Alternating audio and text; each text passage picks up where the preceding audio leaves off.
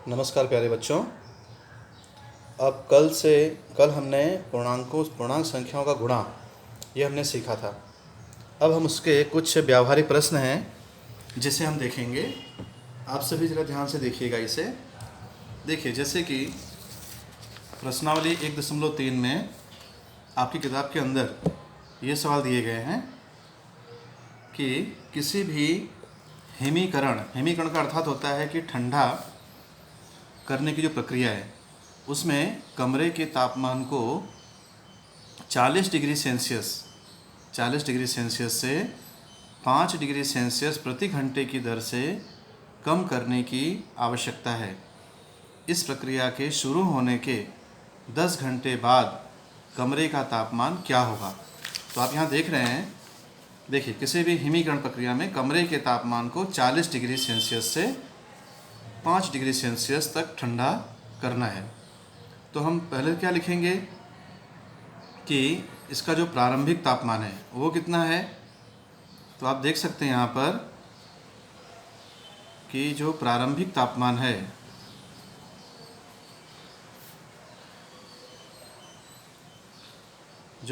तापमान है वो है 40 डिग्री सेल्सियस। 40 डिग्री सेल्सियस यह कमरे का प्रारंभिक तापमान है और इसे 5 डिग्री सेल्सियस प्रति घंटे की दर से कम करना है। अर्थात 1 घंटे में कितना डिग्री सेल्सियस कम हो रहा है। 1 घंटे में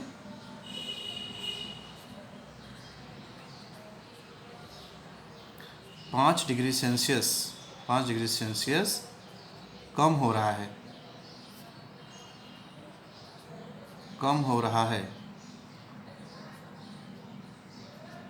इस दर से वह क्या हो रहा है, 10 घंटे के बाद कमरे का तापमान क्या होगा। तो आप यहाँ देख सकते हैं कि 1 घंटे में वो 5 डिग्री सेल्सियस कम हो रहा है, तो 10 घंटे में कितना कम होगा। 10 घंटे में वह कितना कम होगा। तो आप यहाँ पे गुणा करेंगे कि 10 घंटे गुणा 5 डिग्री सेल्सियस, क्योंकि 1 घंटे में 5 डिग्री सेल्सियस कम हो रहा है, इसलिए 10 घंटे में 50 डिग्री सेल्सियस तापमान कम हो जाएगा। अर्थात कि जो हमारा प्रारंभिक तापमान था वो कितना था, 40 डिग्री सेल्सियस, और 10 घंटे के बाद जो तापमान है वो कितना कम हो गया, 50 डिग्री सेल्सियस। तो इस समय तापमान क्या होगा, तो लिखेंगे वर्तमान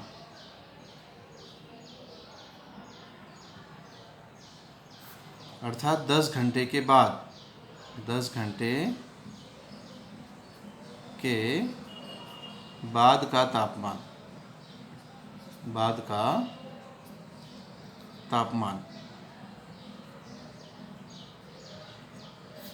कितना हो जाएगा। शुरू का तापमान 40 डिग्री था और वो घट के कितना हो गया, 50 डिग्री। तो 40 ऋण 50 डिग्री सेल्सियस करें अगर हम, तो हमें परिणाम क्या मिलेगा यहाँ पर, क्योंकि ऋण संख्या ही आप देख रहे हैं, तो ये हो जाएगा ऋण 10। क्या हो जाएगा, ऋण 10 डिग्री सेल्सियस। अर्थात कि 10 घंटे के बाद कमरे का तापमान कितना हो जाएगा, 10 डिग्री सेल्सियस हो जाएगा। ऐसा हम जान सकेंगे। अब दूसरा सवाल देखिए कि यहाँ पर आप दूसरा सम देख सकते हैं यहाँ पर कि 10 प्रश्नों वाले एक कक्षा टेस्ट में प्रत्येक सही उत्तर के लिए 5 अंक दिए जाते हैं। सही उत्तर के लिए 5 अंक दिए जाते हैं और प्रत्येक गलत उत्तर के लिए -2 अंक दिए जाते हैं। ठीक है। एवं प्रयत्न नहीं किए गए प्रश्नों के लिए 0 अंक दिया जाता है। मोहन ने 4 प्रश्नों का सही उत्तर दिया, 6 प्रश्नों का गलत उत्तर दिया, तो उसके द्वारा प्राप्त अंक कितना होगा। पहला प्रश्न है। दूसरा है, रेशमा के 5 उत्तर सही हैं, 5 उत्तर गलत हैं, तो उसके द्वारा कितने अंक मिलेंगे। हिना ने कुल 7 प्रश्न किए हैं, उनमें से 2 का उत्तर सही है और 5 का उत्तर गलत है, तो उससे कितने अंक प्राप्त होते हैं। इस प्रकार से इसके आधार पे 3 प्रश्न पूछे गए हैं। तो सबसे पहले हमें किसके बारे में जानना है, कि मोहन के बारे में। तो पहले आप यहाँ देख रहे हैं कि सही प्रश्न के लिए कितने अंक दिए जा रहे हैं, 5 अंक दिए जा रहे हैं। तो हम यहाँ लिखेंगे कि सही प्रश्न के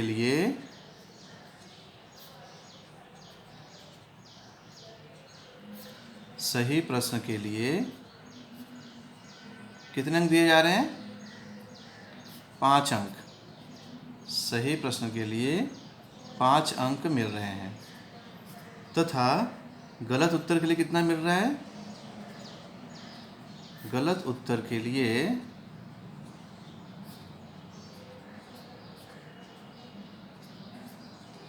ऋण 2 अंक मिल रहा है। ऋण 2 अंक मिल रहा है, मतलब कि 2 अंक कम कर दिए जा रहे हैं। अब यहाँ प्रश्न हमारा क्या है? मोहन ने 4 प्रश्नों का सही उत्तर दिया। तो पहला हम इसमें ये देखते हैं कि मोहन ने कितने प्रश्न उत्तर सही दिए। तो मोहन ने 4 प्रश्नों का सही उत्तर दिया। तो हम पहले मोहन के लिए देखेंगे। तो मोहन के 4 प्रश्न सही, 4 प्रश्न सही, तो कितने नंबर मिलेंगे? अगर मोहन ने 4 प्रश्न सही किए हैं तो उसे कितने नंबर मिलेंगे? 4 गुणा 5 बराबर 20 नंबर उसको मिलेंगे मोहन को। दूसरा, 6 प्रश्न का गलत उत्तर दिया। और क्या किया उसने? 6 प्रश्न का उत्तर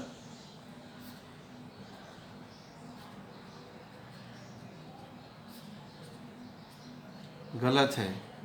तो यहाँ क्या होगा? 6 गुणा ऋण 2। तो कितना उत्तर आया गुणा करने पर? ऋण 12। कितना आया? ऋण 12। 6 दूनी 12 और ऋण है इसलिए ऋण 12। तो मोहन को कितने अंक प्राप्त हुए? तो यहाँ हम देखेंगे कि मोहन को प्राप्त अंक, मोहन को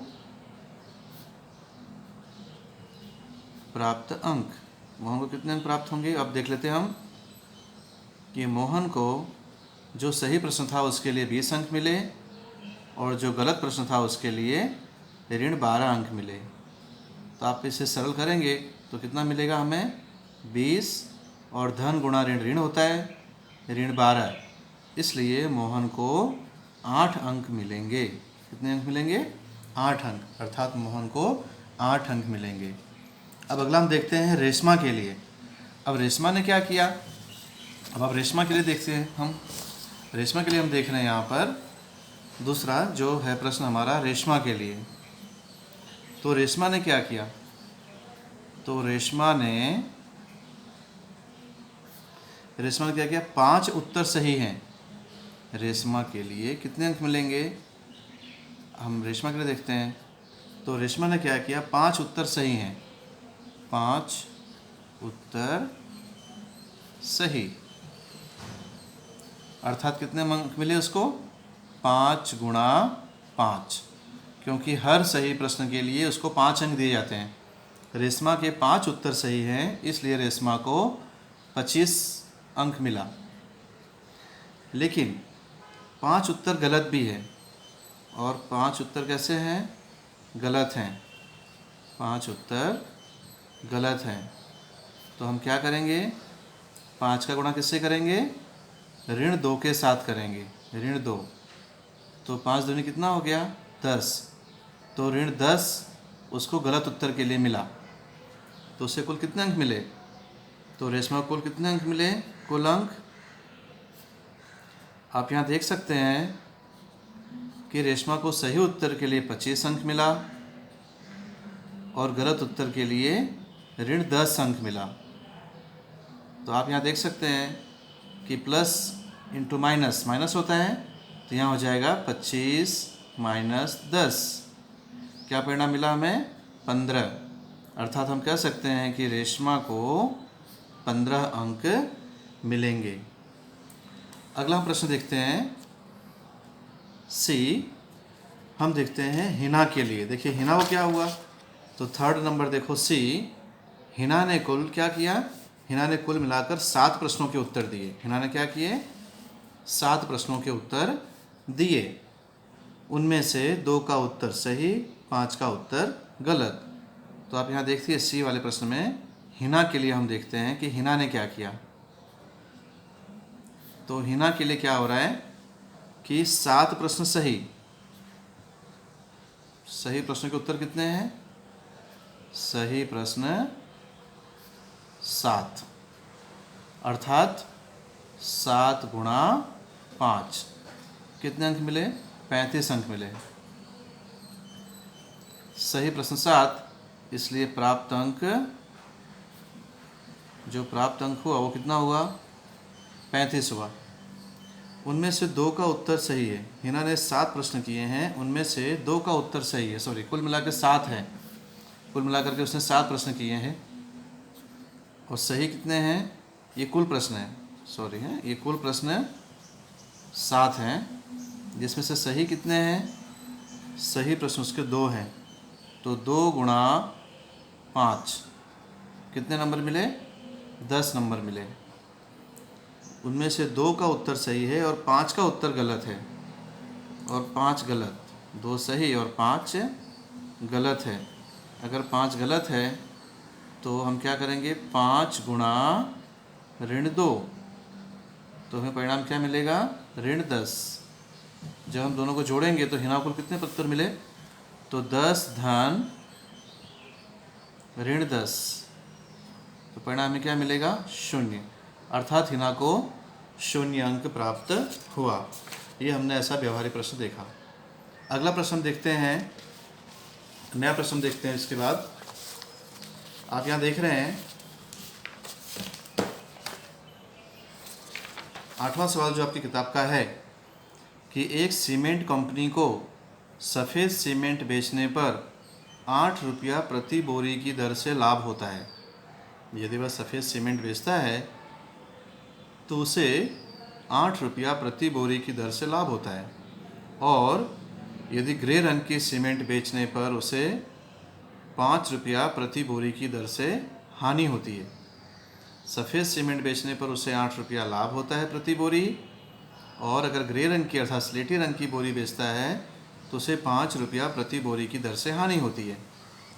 तो इसमें पहला प्रश्न ये है, किसी महीने में वह कंपनी 3000 बोरियां सफ़ेद सीमेंट की, 5000 बोरियां स्लेटी सीमेंट की बेचती है, तो उसका लाभ अथवा हानि क्या होगा?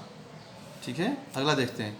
यदि बेची गई स्लेटी सीमेंट की बोरियों की संख्या 6400 है तो कंपनी को स्लेटी सीमेंट की कितनी बोरियां बेचनी चाहिए ताकि उसे न तो लाभ हो और न ही हानि हो? तो यहाँ पर हमें ये देखना है, यदि बेची गई स्लेटी सीमेंट की बोरियों की संख्या 6400 है तो कंपनी को स्लेटी सीमेंट की कितनी बोरियां बेचनी चाहिए ताकि उसे न तो लाभ हो न तो हानि हो, ये हमें देखना है। तो सबसे पहले पहला प्रश्न देखते हैं कि उससे लाभ किस पर हो रहा है? सफ़ेद सीमेंट पर। तो हम यहाँ लिखेंगे, ये प्रश्न पहले हल करते हैं। पहले आप यहाँ लिखेंगे हम कि सफ़ेद सीमेंट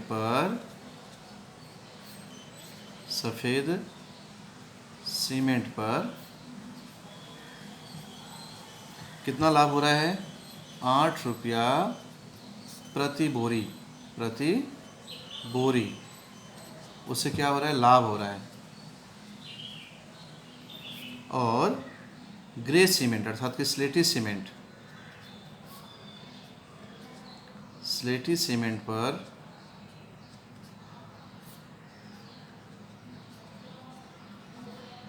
₹5 हानि, 5 रुपया प्रति बोरी उसको हानि हो रही है। अर्थात सफ़ेद सीमेंट पर 8 रुपया उसको लाभ होता है और स्लेटी सीमेंट पर उसे 5 रुपये की हानि होती है।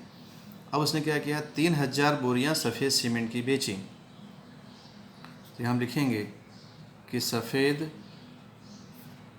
सीमेंट की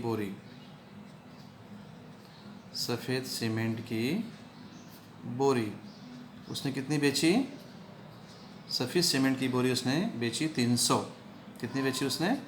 3000। इसलिए हम क्या करेंगे कि 3000 बोरी बेचने पर उसे प्रति बोरी 8 रुपये का लाभ होता है। तो 3000 बोरी पर कितना रुपया लाभ हुआ? 24,000। तो 24,000 रुपये का उसको लाभ होगा सफ़ेद सीमेंट की बोरी बेचने पर। अब जो ग्रे सीमेंट है अर्थात कि स्लेटी सीमेंट है, जो स्लेटी सीमेंट की बोरी जो बेच रहा है वो कुल कितना बेच रहा है? 5,000 बोरियां हैं। कितनी बोरियां हैं? 5,000 बोरियां हैं। अब जब वो 5,000 बोरियां बेचता है तो उसे प्रति बोरी नुकसान कितना हो रहा है? 5 रुपये का उसको नुकसान हो रहा है। तो कुल कितना हो गया? 5×5 = 25,000 रुपया उसको नुकसान हो रहा है। अर्थात 3,000 बोरियां सफ़ेद सीमेंट बेचने पर उसको 24,000 रुपये का फ़ायदा हुआ। परंतु 5,000 बोरियां अगर वो सीमेंट की बेचता है, ग्रे सीमेंट की, स्लेटी सीमेंट की, तो उसको 25,000 रुपये का नुकसान होता है। अर्थात इसमें लाभ हुआ, हानि हुआ? तो हानि हुई। क्या हुई? हानि। हानि कितनी हुई? 24,000 ऋण क्या करेंगे? ऋण क्या होगा? 25,000, क्योंकि उसके 24,000 तो आए लेकिन 25,000 गए, तो हानि कितनी हुई? 1,000 रुपये का उसको हानि हुई। तो हम कहेंगे कि 1,000 रुपया उसे हानि हुई। 1,000 रुपया उसको हानि हुई। अब यहाँ अगला प्रश्न पूछ रहा है, यदि बेची गई स्लेटी सीमेंट की बोरियों की संख्या 6400 है, यदि बेची गई स्लेटी सीमेंट की बोरियां 6400 हैं, तो कंपनी को स्लेटी सीमेंट की कितनी बोरियां बेचनी चाहिए ताकि उसे न तो लाभ हो और न ही हानि हो? यदि बेची गई स्लेटी सीमेंट की बोरियों की संख्या 6400 है तो न तो लाभ हो न तो हानि हो, ऐसा यहाँ पर हमें देखना है।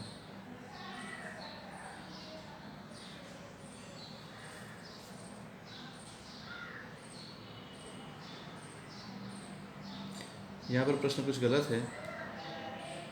यहाँ पर हमें ये देखना होगा, यहाँ पर बेची गई सीमेंट की बोरियों की संख्या यदि 6400 है तो कंपनी को स्लेटी रंग की कितनी बोरियां बेचनी चाहिए ताकि उसे न तो लाभ हो और न ही हानि हो। ओके, इसे अभी नेक्स्ट वीडियो में करते हैं। तब तक के लिए विराम रखते हैं।